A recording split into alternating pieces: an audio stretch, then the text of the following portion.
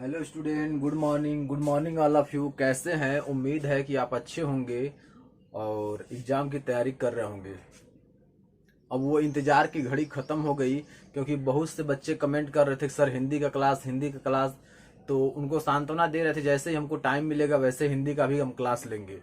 तो आज वो घड़ी ख़त्म हो गई है आप लोगों के इंतज़ार की, और आज हम पहला क्लास आपको देने जा रहे हैं सिलेबस के साथ। क्या क्या सिलेबस आएगा, और बहुत ही आसान तरीके, जैसे आप रीजनिंग समझते चले गए हैं, कोई भी समस्या नहीं आई है, वैसे ही आप हिंदी व्याकरण समझेंगे। किसी प्रकार की थोड़ी भी हिचकिचाहट और समस्या नहीं आएगी समझने में। अगर किसी प्रकार की आपको समस्या आती है तो आप कमेंट बॉक्स में कमेंट करें, उसको पुनः समझाया जाएगा आपको। तो वो घड़ी अब समाप्त हो गई और मैं आज लेकर के आया हूँ हिंदी का एक नया क्लास के साथ, नए सिलेबस के साथ, सीयूईटी एग्जाम क्रैक करने के लिए। तो आइए हम यहाँ समझाते हैं क्या आपका सिलेबस है। तो हिंदी व्याकरण में आपका सीयूईटी, जो आपका सीयूईटी और सीयूसीईटी, बीएचयू और डीडीयू, एयू, एलयू, यानी बीएचयू का, डीडीयू का दीनदयाल उपाध्याय यूनिवर्सिटी का, और DU Delhi university, Allahabad university, Lucknow university.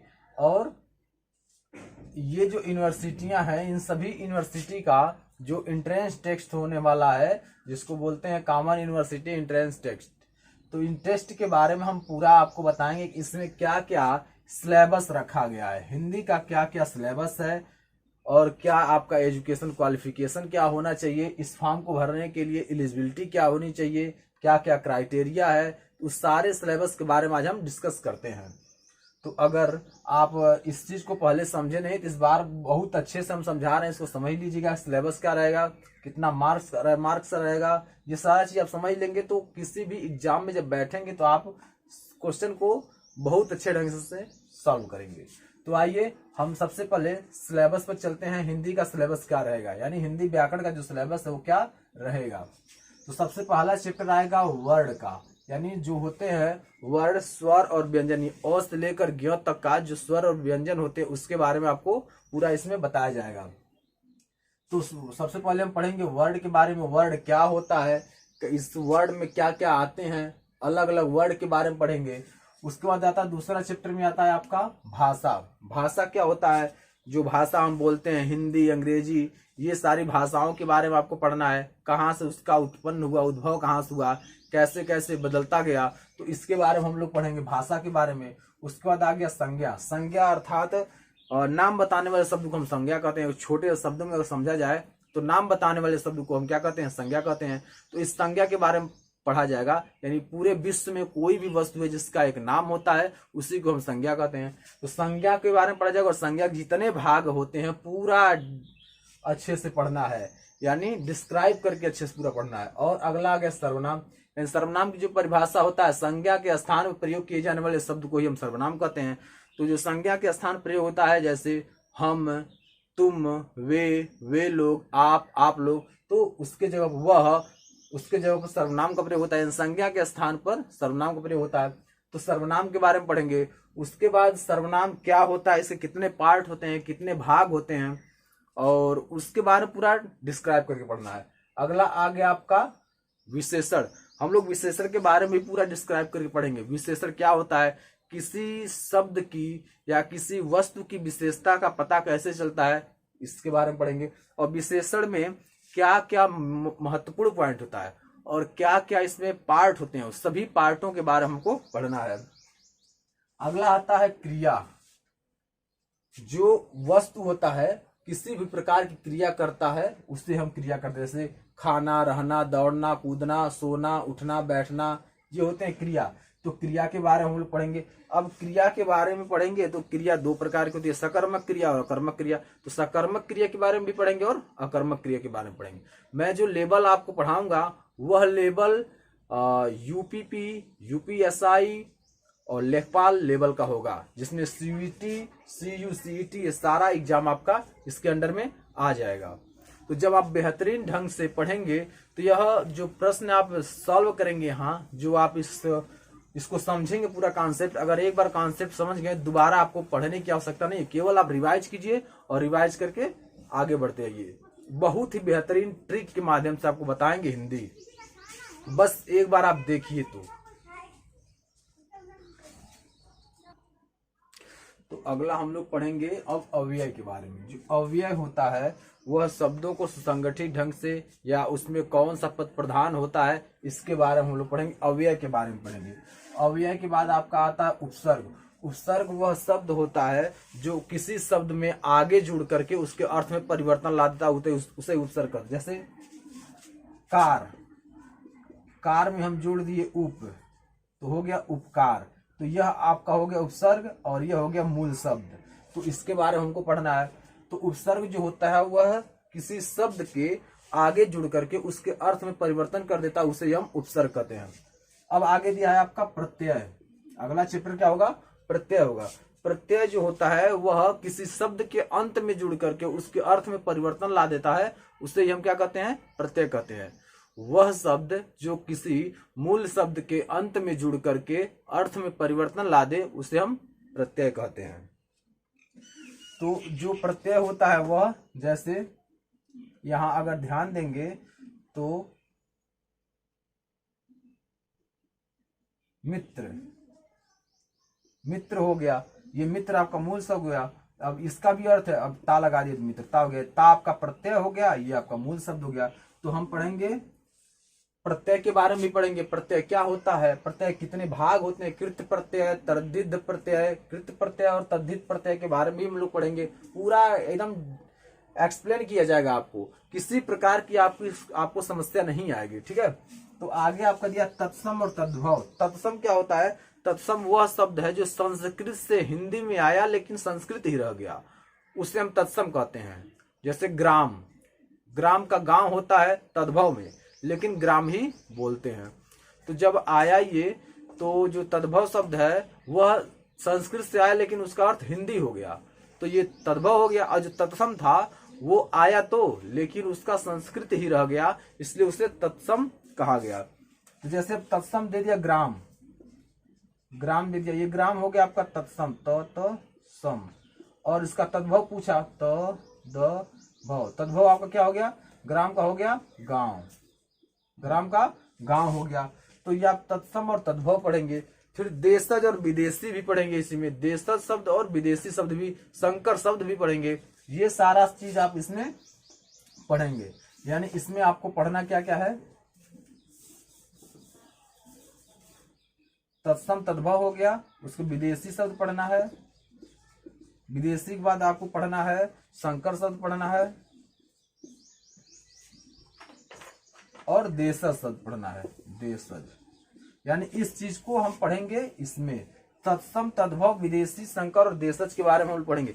जब आप एक दिन पहला चैप्टर आप जिस दिन पढ़ना स्टार्ट करेंगे और मन से पढ़ेंगे, आपको रुचि लास्ट तक रहेगा और प्रत्येक दिन उत्साहित रहेंगे उस चैप्टर को कि आए और हम पढ़ें, वीडियो जल्द आए और हम पढ़ें। इस तरीके से आप पढ़ाया जाएगा आपको, एकदम आपको एक्टिव रहेंगे, हर हमेशा आप एक्टिव रहेंगे पढ़ने के लिए। इस तरीके से आपको यहाँ पढ़ाया जाता है। तो आप रीजनिंग से समझ ही गए होंगे आपका रीजनिंग कैसा चल रहा है। वैसे हिंदी भी एक बार देख लीजिए, फिर बताइए आपका हिंदी कैसा है। आप जीरो रहेंगे, जीरो से आपको हीरो तक पहुंचा देंगे, ये मेरी गारंटी है। आइए अगला हम पढ़ते हैं लिंग, यानी आपका लिंग। लिंग जो होता है वह लिंग के बारे में हम लोग पढ़ना है। स्त्रीलिंग पुल्लिंग, हिंदी में दो होते हैं, स्त्रीलिंग और पुल्लिंग। तो स्त्रीलिंग और पुल्लिंग के बारे में पढ़ेंगे, कौन कौन स्त्रीलिंग होते हैं और कौन कौन पुल्लिंग होते हैं, कैसे उसका वाक्यों में प्रयोग होता है, कैसे उसकी पहचान होती है, ये सारा चीज हम एस्टिमेट करके पढ़ाएंगे आपको लिंग। तो लिंग के बारे में पढ़ेंगे। उसके बाद हम पढ़ेंगे कारक। कारक होते हैं टोटल 8 कारक होते हैं आपके टोटल 8। ये 8 कारक के बारे में आपको बताया जाएगा, कर्ता कर्म कर्ण, ये सभी जितने 8 हैं टोटल कारक के बारे में बताया जाएगा। कारक चिन्ह के बारे में बताया जाएगा, और जो कारक चिन्ह होते हैं वो कैसे वाक्य में आते हैं और वाक्य को कैसे पहचानना है, ये भी सारा बताया जाएगा, क्योंकि वाक्य ही पहचानना एग्जाम में इंपॉर्टेंट होता है। तो कारक के बारे में जब पूरा एक्सप्लेन कर देंगे तो आप किसी भी प्रकार के वाक्य को पाएंगे और तुरंत बता देंगे कौन सा कारक लगा हुआ है इसमें। अगला आता है संधि। संधि का मतलब होता है जोड़ना। संधि का मतलब होता है जोड़ना, एकदम अर्थ आप समझ जाएंगे। संधि का मतलब होता है जोड़ना। तो जब जोड़ने का अर्थ आता है तो किसी भी चीज को, और जब संधि विच्छेद पढ़ते हैं तो अलग करना, संधि विच्छेद में अलग करना होता है, समझ में आया। तो उपधनकार, उपधनकार ये आपका संधि विच्छेद हो गया, लेकिन जब जोड़ दिए तो उपकार हो गया, तो ये क्या हो गया आपका, ये संधि हो गया। अब आपका संधि में जितने प्रकार के संधि होते हैं सभी प्रकार के संधि पढ़ेंगे, जितने रूल्स होते हैं संधि के सभी रूल्स को पढ़ेंगे हम। आगे दिया है आपका समास। समास 6 प्रकार के होते हैं, सभी प्रकार के समासों को हमको पढ़ना है। समास 6 प्रकार के होते हैं, अव्ययी भाव समास, तत्पुरुष समास, द्विगु समास, द्वंद्व समास, बहुब्रीहि समास, ये सभी समासों के बारे में पढ़ना। और जितने समास होते हैं सभी समास का जो अलग अलग पार्ट होता है उसके बारे में भी पढ़ना है, और समास का क्या योगदान होता है उसके बारे में भी पढ़ना है। तो आइए अब हम समास को भी खत्म कर दिए, समास क्या होता है। अब आ गया अलंकार। अलंकार में, अलंकार जो होता है वह किसी शब्द, किसी वाक्य, किसी कविता या किसी कहानी का शोभा बढ़ाता है। जिस प्रकार महिलाएं आभूषण पहन करके अपने आप को सुशोभित करती हैं, वैसे ही जो अलंकार है वह जो है शब्दों में जा करके उसके अर्थ में 4 चांद लगा देता है, वही होता है अलंकार। तो अलंकार के बारे में भी हमको पढ़ना है, अलंकार क्या होते हैं, कितने प्रकार के होते हैं, पहचान उनकी क्या होती है, इन सभी के बारे में हमको पढ़ना है। तो आपको अलंकार के बारे में ही बता दिए। अब आ गया रस और छंद। रस क्या होता है, ये जो टोटल 11 रस होते हैं, 9 रस होते हैं, अलग अलग कवियों के मत के अनुसार जो रस होते हैं सभी रसों को पढ़ाया जाएगा। वीर रस से लेकर के करुण रस, जो भी है रस, सभी रसों के बारे में आपको पढ़ाया जाएगा। रस का क्या भाव होता है, वाक्य को कैसे पहचान करेंगे, ये सारा चीज आपको रस में मिलेगा। छंद, छंद के बारे में बताएंगे, सोरठा के बारे में बताएंगे, दोहा के बारे में बताएंगे, ये क्या क्या होते हैं, इनके क्या क्या अलग अलग भाग होते हैं, कैसे इनकी पहचान होती है। अगर वाक्य में आ जाएं तो कौन सा छंद है, कौन सा दोहा है, कौन सा रोला है, कैसे हम पहचान करेंगे, ये आपको छंद में बताया जाएगा। और आप अच्छी तरह से जानते हैं पर्यायवाची। पर्यायवाची जो होता है वह एक शब्द का अनेक अर्थ होता है। कोई शब्द दे दिया, जैसे चंद्रमा दे दिया तो चांद हो गया, ऐसे करके बहुत सारा आपका उसका अर्थ होता है, उसी अर्थ को उसमें प्रकट करना होता है, इसी के बारे में हमको पढ़ना है। तो आगे और दिया हुआ है, तो यहाँ जब इसके बारे में आप पढ़ेंगे यानी पर्यायवाची में, तो पर्यायवाची क्या होता है, पर्यायवाची में जो अनेक प्रकार के जो अर्थ होते हैं एक शब्द के, उसके बारे में हमको पढ़ना है। फिर अगला जो आपका आता है वो विलोम आता है। विलोम का अर्थ होता है उल्टा। विलोम का अर्थ क्या होता है, उल्टा।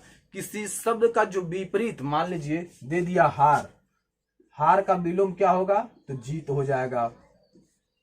नीचा का विलोम क्या होगा, ऊंचा हो जाएगा। ऊपर का क्या होगा, नीचे होगा। धन का क्या होगा, निर्धन होगा।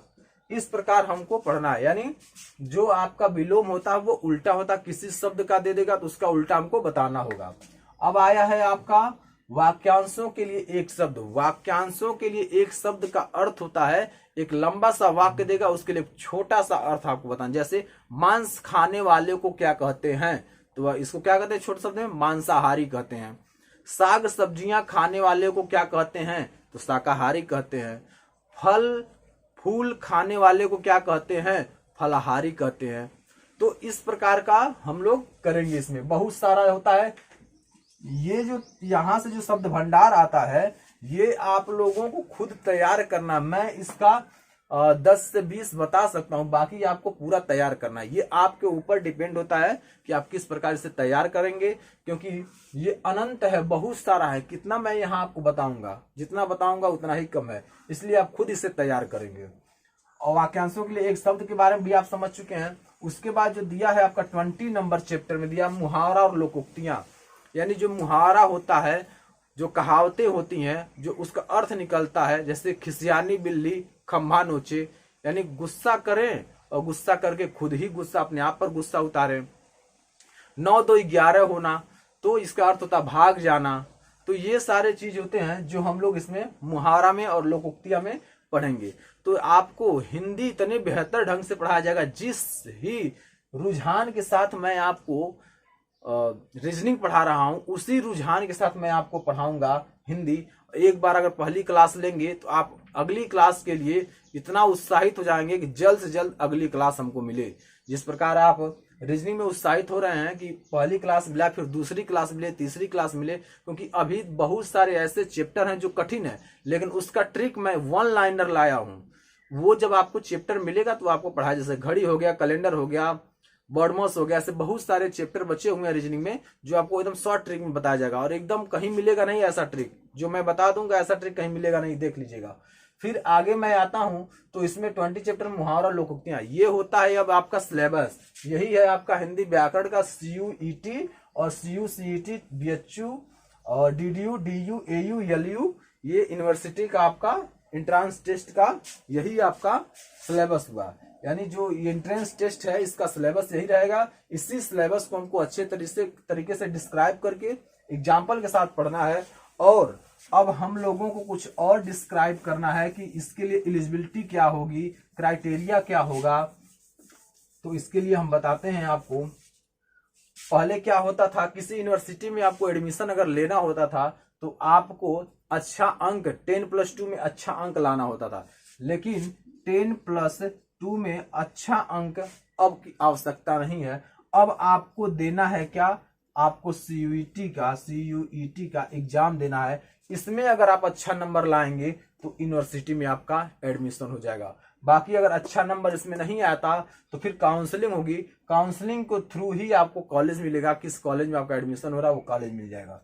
तो आपको 10+2 तो आपको फोकस करना ही है। 10+2 पर आपको विशेष फोकस करना है कि 10+2 अच्छे मार्क से पास हो। यहाँ तो CUET का नहीं, आपके लाइफ का यहाँ क्वेश्चन बनता है कि आप जितना अच्छा नंबर से आप 10+2 पास करते हैं वो आपके लिए बहुत बेहतर है, गुड साबित होगा, आपके लिए बहुत अच्छा होगा। अगर आप 10+2 अच्छे परसेंट से पास होते हैं तो प्रयास कीजिए, सबसे पहले 10+2 को बहुत अच्छे नंबर से पास कीजिए। उसके बाद CUET आता है तो CUET का आप तैयारी करते रहिए। और फिर जब आप तैयारी कंटिन्यू बनाए रखेंगे तो जो आपका एग्जाम होगा आप पकड़ बन जाएगी, सारे सब्जेक्टों पर अच्छी पकड़ बन जाएगी। और जब अच्छा पकड़ बन जाएगा तो सब कुछ आपका बेहतर होगा। यानी जब एग्जाम में बैठेंगे तो बहुत ही, जब पेपर देखेंगे, पेपर देकर बहुत ही रिलीफ महसूस करेंगे और पूरा प्रश्न आप बहुत ही कम समय में सॉल्व करके तैयार कर देंगे। तो उसी प्रकार जब CUET का एग्जाम देंगे तो क्लियर है, आसानी से आपका क्लियर हो जाएगा। बस आप कंटिन्यू बने रहिए। अगर आपको रीजनिंग का क्लास देखना है तो हमारे YouTube चैनल पर जाइए और IT ऑनलाइन एजुकेशन, वहां से भी देख सकते हैं। अगर आपको और भी क्लासेस देखना है, कंप्यूटर की क्लास देखना है तो IT ऑनलाइन एजुकेशन में जाइए, वहां से भी देख सकते हैं। तो स्टूडेंट, अगर हमारे चैनल पर आप नए हैं तो हमारे चैनल को रेड बटन दबाकर सब्सक्राइब कर लीजिए, बेल आइकन दबा दीजिए ताकि हर वीडियो की नोटिफिकेशन सबसे पहले आप तक पहुंचे।